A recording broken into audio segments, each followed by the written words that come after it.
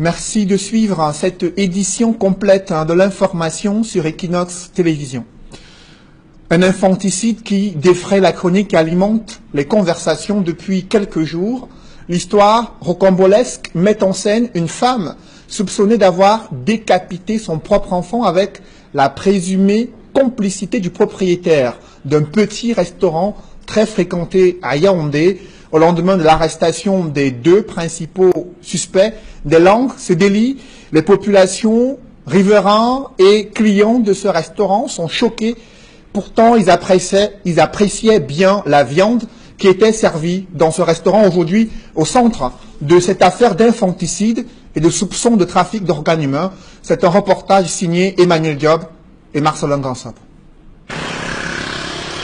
Sur les traces de cette scabreuse affaire, nous retrouvons sans difficulté le restaurant qui défraie la chronique depuis 24 heures. Il est situé à 200 mètres du lieu du carrefour Tradex Éleveur et à moins de 500 mètres du bac à ordures où la tête de l'enfant décapité a été retrouvée aux premières heures de lundi. Nous sommes dans le 5e arrondissement de Yaoundé. Apparemment, ils ont constaté que quand on a trouvé le corps, la tête, il fallait qu'il rentre se débarrasser du corps.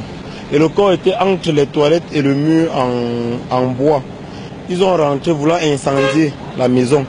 Ça n'a pas pu. C'est aux environs de 2 heures qu'on a enlevé le corps. C'est les voisins qui ont trouvé le corps. Et le corps était déjà, on a boucané et coupé les bras, apprêté, puisque la tête était coupée au niveau d'ici. C'est ici, derrière la maison abritant le restaurant, dans un angle isolé et à proximité des toilettes, que les restes de l'enfant décapité ont été découverts. Interrogée par les habitants du quartier, la génitrice de la victime va d'abord nier les faits, avant finalement de passer aux aveux sous la pression populaire, laissant sans voix les habitants du quartier. Quand on a enlevé le corps aux environs de 2 heures, le lendemain ils sont revenus, le lendemain de mardi, continuent à faire le ménage, donc ils vont continuer à préparer et vendre aux gens. Les rumeurs pourraient dire que c'est eux qui savent ce qu'ils ont fait. Il y a certains voisins qui ont dit que mais nous on remarque bien la tête de l'enfant là, ce n'est pas la tête c'est pas la tête de l'enfant de la femme si. Elle dit que son enfant est à Douala. On lui a donné le téléphone d'appeler sa soeur à Douala, là où l'enfant se trouve. Elle a pris le téléphone, elle a commencé à parler en bassa. Apparemment que si on demande que l'enfant est là-bas, on dit oui. Il y a certains qui que non, elle est en train de dire autre chose. On a arraché le téléphone, on a dit que là vous êtes en train de la supporter là, il y a une tête ici là qu'on a trouvé, ça doit être son enfant. Et donc on a commencé à crier au téléphone. C'est là où maintenant on s'est mis à commencer à la battre. On est venu ici arrêter le bienfait. Voici la présumée meurtrière, Dame Gobaya Jeanne. Elle et son patron, de nationalité nigériane, n'ont eu la vie sauve que grâce à l'intervention des forces de l'ordre. Il a fui sur le long sien. Il y a une route qui sort de l'autre côté là pour aller sortir vers Éleveur. Donc il y a les gars ici qu'on appelle les gardeurs du quartier, les free boys. C'est eux qui l'ont interpellé. Ils l'ont interpellé de l'autre côté, là ils ont commencé à le massacrer. Et puis d'autres de la population sont venus et puis ils ont demandé à ce qu'on le laisse. Quand la police est venue, on l'a estipé. Donc apparemment ils se connaissaient depuis. Ce n'est pas aujourd'hui, donc ce n'était qu'une mise en scène qui a été faite, d'après ce qu'on a vu. Le restaurant en question porte un nom qui ferait plaisir à plus d'un. Et pourtant, il est devenu la risée de tout le quartier, depuis la découverte macabre de lundi. Il y avait les soupçons en tant que c'était un corps humain, mais la qualité de la viande laissait quand même à désirer.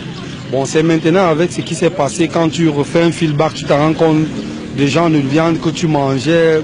Il y avait même les gens qui venaient manger ici là, les Nyelembere, ils viennent manger ici là. On s'alignait seulement. Tu es derrière ton frère, tu dis que pardon, fini, tu me donnes le plat. Parfois les autres amènent leur plat eux-mêmes, parce que c'est vraiment sucré. Quand on mange ça, on a le goût, on revient demain.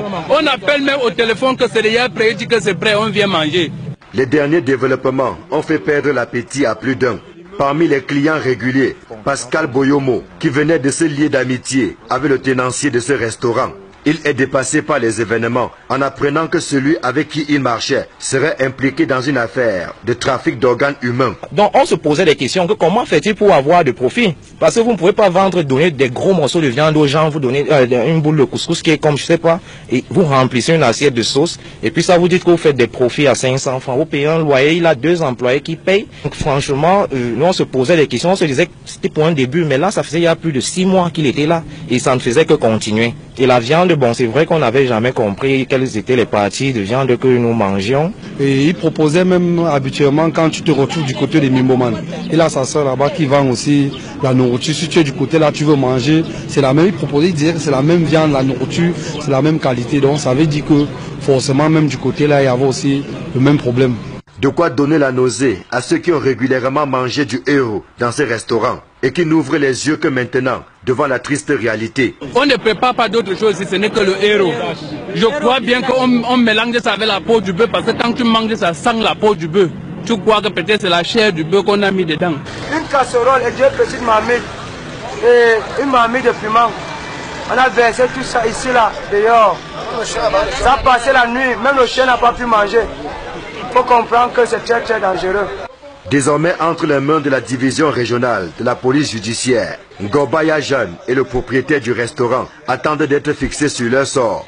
Les fins limiers de la police doivent percer tous les mystères de l'histoire. Question de savoir s'il s'agit d'un acte isolé ou alors d'un vaste réseau de trafic d'organes humains dont les tentacules pourraient s'étendre dans toute la ville et même en dehors, au quartier éleveur et ses environs. Les populations qui réclament que justice soit faite ont perdu la voix après avoir perdu l'appétit.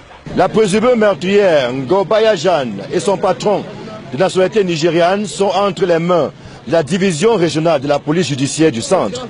En attendant, c'est la stupéfaction ici au quartier éleveur.